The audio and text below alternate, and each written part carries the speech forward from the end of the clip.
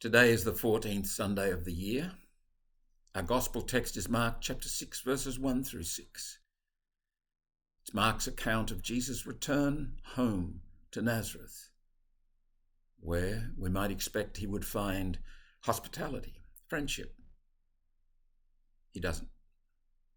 We'll come back to that in a moment. A wise old psychotherapist once said to me, he said, psychotherapy is about helping people to feel at home in the world. On the other hand, spiritual direction is about helping people not feel at home in the world. Now, it's not just a flippant comment. It's a very wise comment. Even the most moderately reflective adult will be aware of a certain restlessness that's normal. I would say that restlessness points to our experience of the more than. The presence of the more than inhabits every moment, every experience of every day, everywhere. We are not allowed to stop, to think we've arrived. Oh yes, we can pretend that we've arrived, and by denial and repression and suppression and game playing, we can live out that fiction.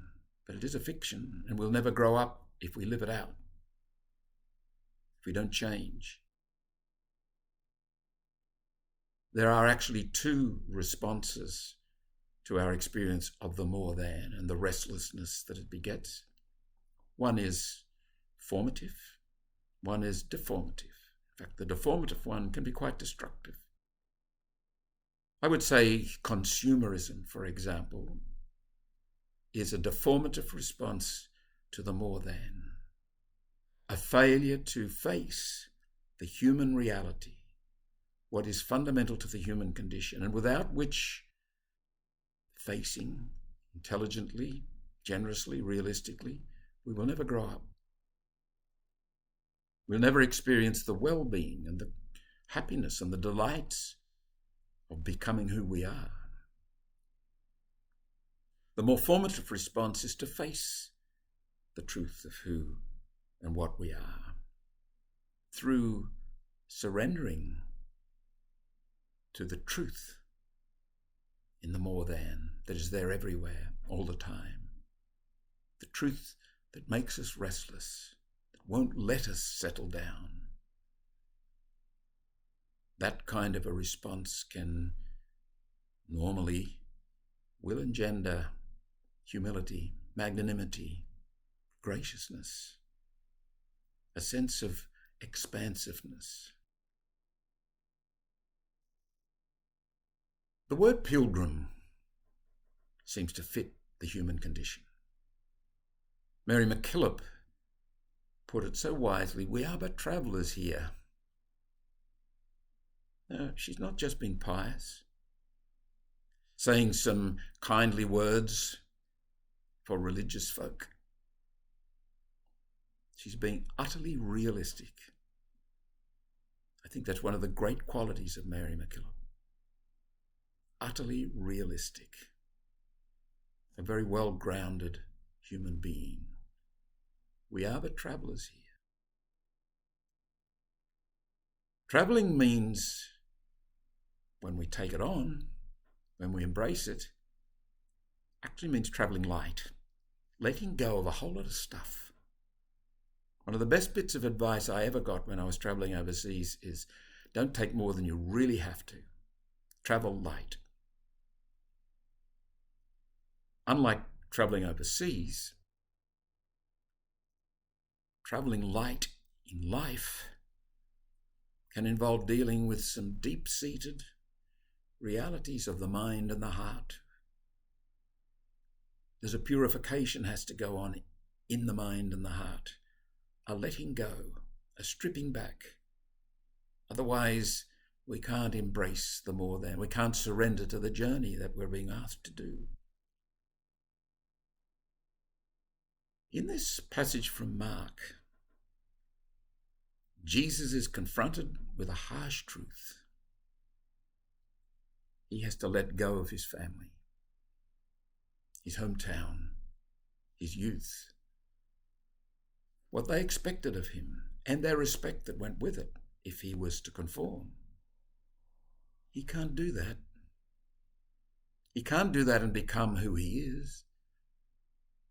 He has to let go of what they think of him and live with the shame and the loneliness of not being what they want him to be. I think that's seriously the lot for each of us. We can't be what others want us to be. Sometimes the two will intersect, who and what we are and what they expect and want.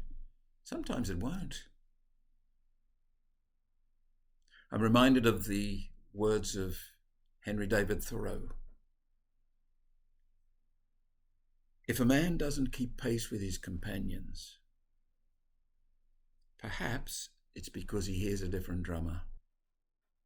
Let him march to the music which he hears, however measured or far away. Two questions.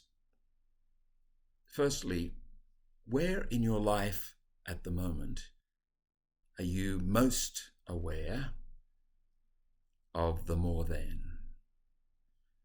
And if you get a sense of the restlessness, the strangeness perhaps, the not quite being in control, the I don't know what, you're probably in the presence of a summons, an evocation, an invitation. Life is saying there's more. Face that truth. Listen for that truth. Let that truth take a hold in your heart. The second question is, what effect does the more than have on you? Are you likely to make the response that is formative and constructive? Are you at the moment making a formative and constructive response? Or does it prompt you to go in the other direction, to hide, to evade, to deny, to repress, to suppress, to run away from the more than? It is in the direction of the more than that the truth of who you are lies.